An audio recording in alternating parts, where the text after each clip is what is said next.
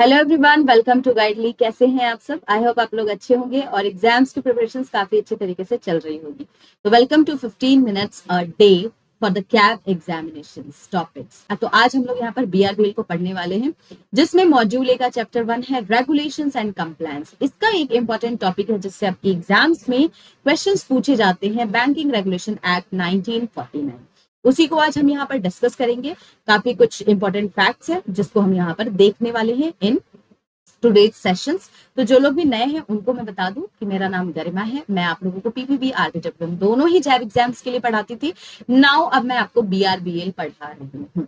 तो अगर आप लोगों को कैब एग्जाम से रिलेटेड, मेरे टॉपिक से रिलेटेड कोई भी डाउट होगा तो आप कमेंट सेक्शंस में मुझसे पूछ सकते हैं। तो आज जो टॉपिक हम पढ़ने वाले हैं, बैंकिंग रेगुलेशन एक्ट 1949। तो सबसे पहले तो इसके बारे में समझ लेते हैं कि ये क्या होता है। तो बैंकिंग रेगुलेशन एक्ट 1949 ये एक लॉ है जिसको बनाया गया है गवर्नमेंट ऑफ इंडिया के द्वारा। क्यों बनाया गया है? To regulate, to control, to monitor banks in India. ठीक है, बैंक्स इन इंडिया। ये बैंक्स को बताता है कि व्हाट दे कैन डू, ठीक है, how they can do and how RBI supervise them. ठीक है, तो इसके बारे में ये बैंकिंग रेगुलेशन एक्ट बताता है।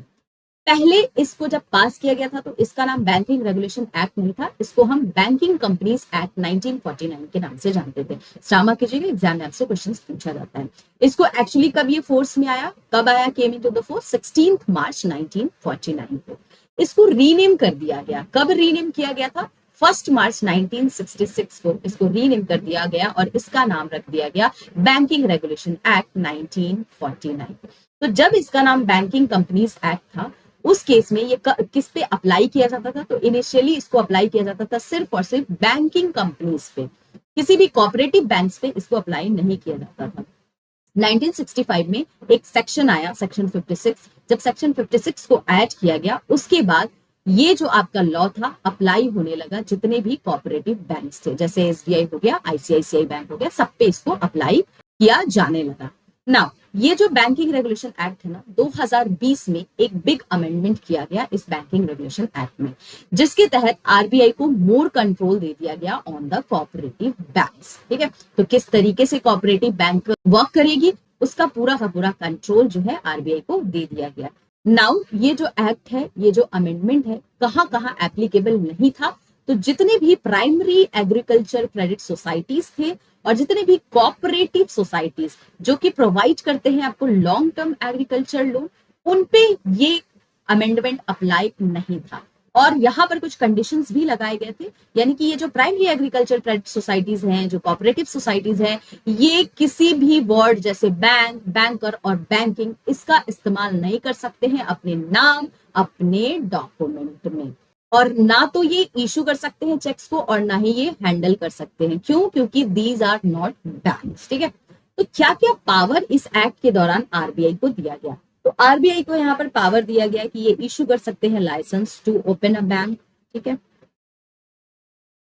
दूसरा, यहाँ पर आरबीआई रेगुलेट कर रही थी शेयर होल्डिंग्स, यानी कि किसका कितना शेयर होगा ये भी आरबीआई ही डिसाइड करती थी। इवन वोटिंग राइट्स भी आरबीआई के द्वारा डिसाइड किया जा रहा था। तो इन अ सिंपल वे आरबीआई यहाँ पर रेगुलेट कर रही थी ऑनरशिप को। ठीक है, आरबीआई को यहाँ पर पावर दिया गया कि वो यहाँ पर अप्रूव कर सकते हैं, रिजेक्ट कर सकते हैं डायरेक्टर और सीईओ को। ठीक है, यहाँ पर जो कंट्रोल्स था कि मर्ज कब करना है, क्लोज कब करना है किसी बैंक्स को, इसका भी राइट पूरा का पूरा आरबीआई को दे दिया गया।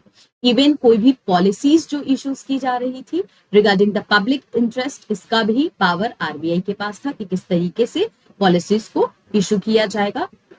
इवन पेनल्टीज को इंपोज करना ऑन बैंक्स, ठीक है, for breaking the rules, for breaking the rules, इसका भी पावर यहां पर आरबीआई को दिया गया अंडर दिस एक्ट। ठीक है, स्टार मार्क कीजिएगा, इस तरीके के क्वेश्चंस आपके एग्जाम्स में पूछे जाते हैं। तो ये आपका एक छोटा सा पॉइंट था, छोटा सा फैक्ट था जो मैंने आपको यहाँ पे बताया है। अब इससे रिलेटेड मैं 2 क्वेश्चंस आपको करा देती हूँ। पहला क्वेश्चन है, the Banking Regulation Act 1949 was originally passed as, क्या नाम से इसको पास किया गया था? Reserve Bank of India Act, Companies Act, Banking Companies Act या कोऑपरेटिव सोसाइटीज एक्ट? क्या होगा इसका करेक्ट आंसर? तो बैंकिंग रेगुलेशन एक्ट 1949 को ओरिजिनली पास किया गया था as a Banking Companies Act. तो ऑप्शन सी यहां पर करेक्ट आंसर होगा। नेक्स्ट क्वेश्चन पे चलते हैं। नेक्स्ट क्वेश्चन है, from which date did the Banking Regulation Act 1949 came to the force. तो कब आया था ये फोर्स में?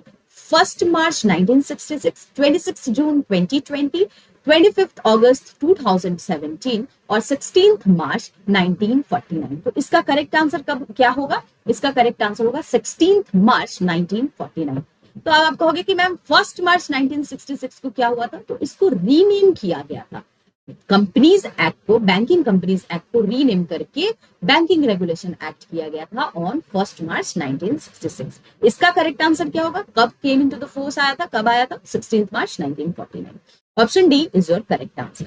तो ये आपका कुछ टॉपिक था जिससे रिलेटेड मैंने आपको क्वेश्चंस कराए हैं। अगर आपको video exam point of view से रेलिवेंट लग रहा है तो आपको हमारे चैनल को सब्सक्राइब करके, शेयर करके, लाइक कर देना है ताकि आपको हर चीज की टाइमली नोटिफिकेशंस मिले। हमारा क्या फाउंडेशन बैच भी है गाइस, तो जिनको भी पेड बैच लेना है आप इसको एनरोल कर सकते हो। 50% का आपको यहाँ पे डिस्काउंट है।